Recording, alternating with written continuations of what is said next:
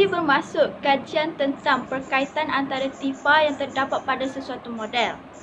Tujuan tipologi ini adalah untuk mewujudkan kumpulan antara tipa berdasarkan persamaan dan perbezaan. Kumpulan kami telah mendapat pendekatan Werden 2019.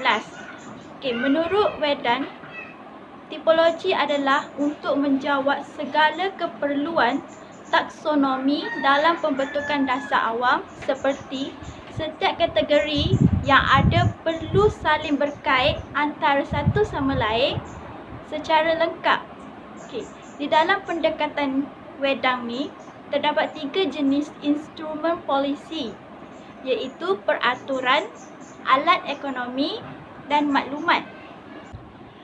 Instrumen polisi yang pertama ialah peraturan. Peraturan ini merupakan satu pendekatan yang diambil oleh setiap unit kerajaan untuk memastikan setiap rakyat ni mematuhi peraturan dan arahan yang digubal dalam sesebuah negara ataupun sesebuah organisasi. Peraturan juga merupakan bentuk kawalan politik kerana kerajaan ini cuba mengawal tingkah laku rakyat dalam setiap perbuatan bagi memastikan sesebuah negara ni kekal aman, damai serta bebas dari segala masalah sosial. Menurut James, peraturan adalah usaha kerajaan untuk menghadkan pilihan yang ada pada rakyat dalam sesebuah masyarakat. Instrumen polisi yang kedua adalah maklumat. Maklumat dikenali sebagai alat pemujukan yang digunakan untuk mempengaruhi seseorang untuk memastikan segala perintah dan larangan dituruti. Maklumat juga digunakan untuk memberitahu rakyat mengenai sesuatu perkara yang baik atau buruk dan yang salah atau benar.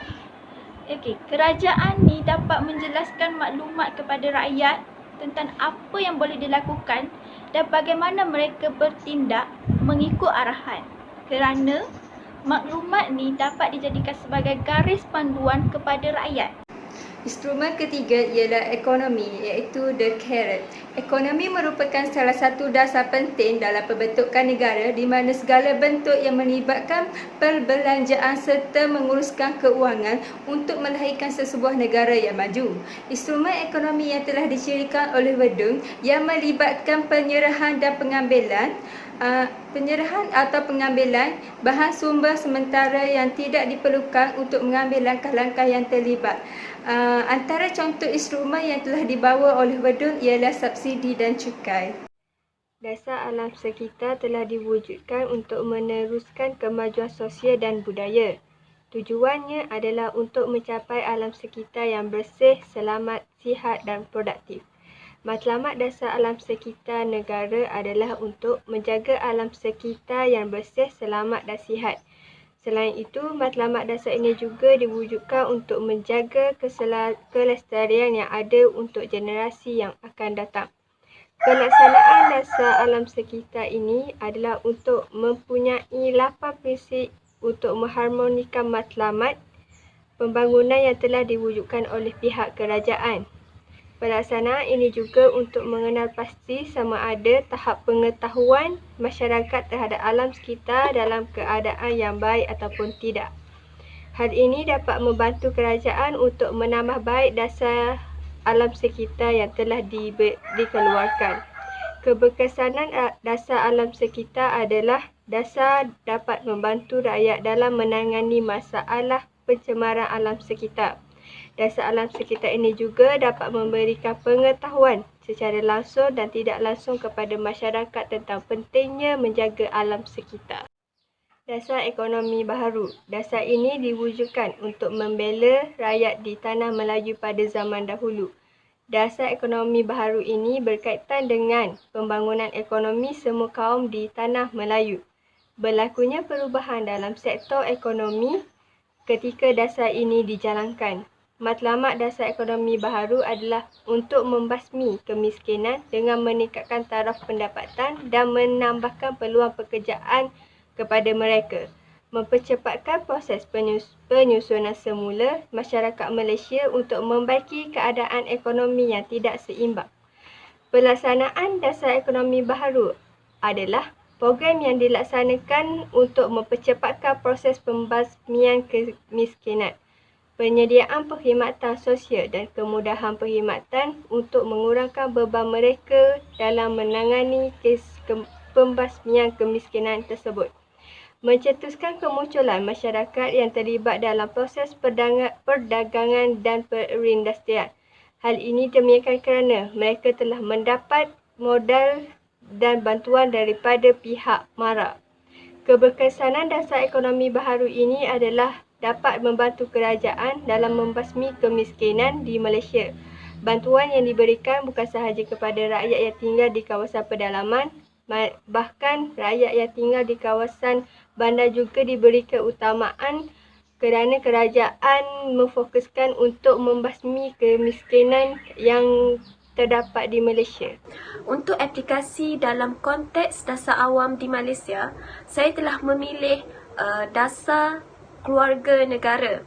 Okey, dasar keluarga negara ini adalah sebuah dasar yang memfokuskan kepada usaha untuk melahirkan generasi yang berkualiti bagi pembangunan sosioekonomi negara. Matlamat dasar ini adalah untuk membentuk sebuah keluarga yang harmoni dan sejahtera, merangkumi aspek fizikal, rohani, mental, sosial dalam kalangan ahli sesebuah keluarga. Untuk pelaksanaan dasar keluarga ni pula ialah banyak program yang telah dijalankan oleh pihak kerajaan, antaranya ialah menyediakan dan mengadakan program latihan dan pendidikan untuk membangunkan modal insan dan keluarga sejahtera. Seterusnya, penyediaan pelbagai kaedah pendidikan formal ataupun tidak formal. Program yang diadakan ni selari dengan pendekatan bidang yang bercirikan maklumat, yang mana melalui program yang dijalankan oleh pihak kerajaan ini melibatkan pemujukan yang digunakan untuk mempengaruhi seseorang untuk mematuhi dan mengikut apa yang diperintahkan. Okey, untuk melihat keberkesanan dasar keluarga negara ini didapati kurang berkesan. Ini dapat dilihat apabila masih terdapat peningkatan dalam isu masalah sosial dan apabila dikaji balik, ianya adalah berpunca daripada masalah sesebuah keluarga. Dengan itu, dapat dilihat bahawa keutuhan sesebuah institusi keluarga itu adalah amat penting bagi melahirkan sebuah keluarga, sebuah generasi yang berguna untuk masa akan datang. Dasar keluarga negara ataupun DKN merupakan salah satu dasar yang dikenalkan oleh Mantan Timbalan Perdana Negeri Malaysia iaitu Datuk Seri Dr. Wan Alizah Wan Ismail yang diperkasakan oleh Majlis Penasihat dan Perundingan Negara MPPKN bagi mengukuhkan institusi keluarga. Oleh itu, terdapat dua cabaran yang saya kemukakan, iaitu memastikan program perkhidmatan dan kemudahan mesra keluarga mudah diakses. Yang kedua ialah meningkatkan komitmen penglibatan kerajaan dan swasta. Cabaran dasar keluarga negara yang pertama ialah memastikan program perkhidmatan dan kemudahan mesra keluarga mudah diakses. Ini kerana ianya memerlukan pakar-pakar dalam berbagai bidang berkaitan kekeluargaan. Apabila adanya pakar-pakar tersebut, ianya boleh mencetuskan idea-idea yang boleh memanfaatkan dasar ini. Seterusnya, ianya memerlukan pengkajian semula sebelum dilaksanakan. Dengan pengkajian yang secara holistik, dasar ini dapat membantu institusi keluarga untuk menjadi salah satu penyumbang kepada ekonomi negara. Dan Akhir sekali ialah pelaksanaan program juga mengutamakan keluarga dalam perkongsian maklumat, pakar rujuk dan sebagainya, kerana ianya mempunyai cabaran yang hendak diambil kira sebelum dilaksanakan, kerana ia memerlukan perancangan yang betul. Oleh itu, semua pihak bertanggungjawab untuk memainkan peranan penting dalam melaksanakan program mesra keluarga.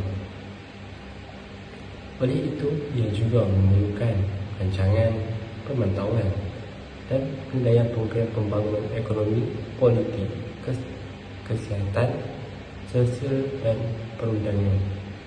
Cabaran yang kedua bagi dasar keluarga negara ialah meningkatkan komitmen penglibatan kerajaan dan swasta untuk mengutamakan perspektif keluarga dalam rangka pembangunan sosial negara yang disarankan oleh mantan Menteri Pembangunan Negara Wanita, Keluarga dan Masyarakat, iaitu Senator Datuk Seri Shahrizal Abdul Jalil. Ini akan menyebabkan persaingan antara kerajaan dan swasta sengit dalam memberikan perkhidmatan yang terbaik bagi kesenangan masyarakat untuk menggunakannya. Oleh itu, penelitian sesuatu matlamat dalam dasar ini perlu jelas dengan objektif yang tepat, selaras peredaran zaman seperti rumah bilik, kemudahan kereta api dan sebagainya.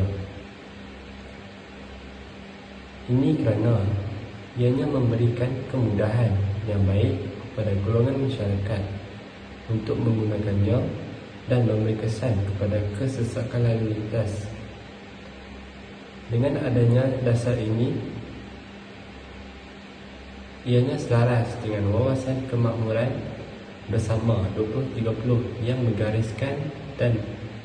menggariskan dasar dan prinsip yang terkandung dalam dasar ini, iaitu sesebuah institusi keluarga memainkan peranan penting dalam menghasilkan produk-produk berkualiti untuk memimpin negara dalam jangka masa yang panjang. Iaitu dasar ekonomi baru. Dasar ini merupakan dasar yang diperkenalkan, iaitu dinamakan program selama 20 tahun oleh kerajaan bermula daripada tahun 1970 sehingga tahun 1990. Berlakunya beberapa cabaran dalam konteks sosio-politik, iaitu pertama, DEB ini adalah berlakunya kronisma.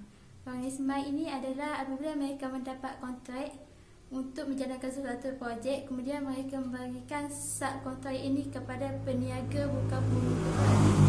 Yang kedua, cabaran dalam pelaksanaan DEP ini ialah menerima tentangan daripada DAP, iaitu Democratic Action Party DAP dan yang berakar umum daripada People Action Party PAP telah di Singapura yang diperkenalkan pada tahun 1966 menggunakan prinsip Malaysian.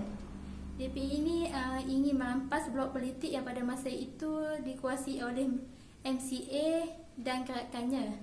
Cabaran ketiga dalam pelaksanaan DAP ini ialah peningkatan dalam pendidikan bumiputera, iaitu melalui konteks positif ia telah berjaya meningkatkan taraf pendidikan bumiputera dan dikatakan DEB ini telah berjaya membawa masyarakat Melayu yang berpendidikan sehingga ke luar negara.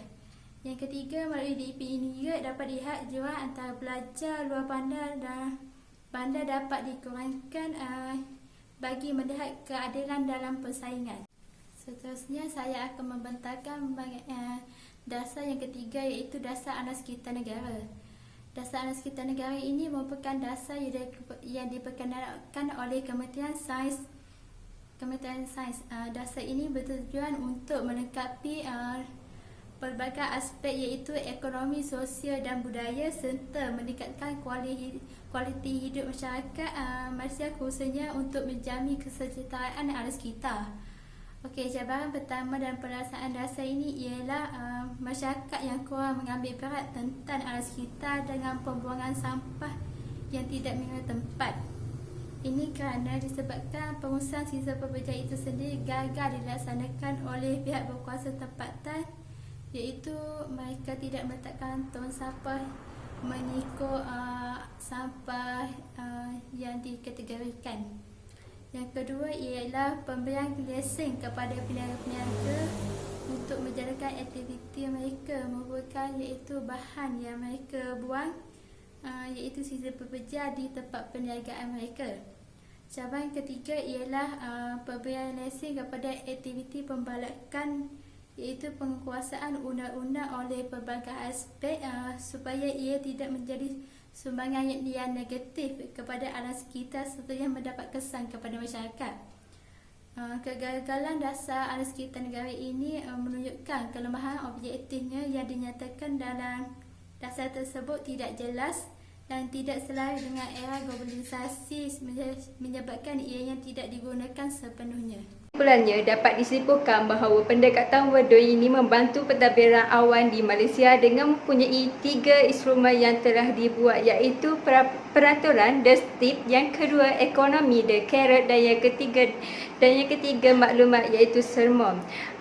Ketiga-tiga instrumen ini yang telah dibawa oleh Verdun mempunyai hubungan rapat dengan pentadbiran awan di Malaysia dan menjadi sebahagian daripada keperluan untuk mentadbir sesebuah negara.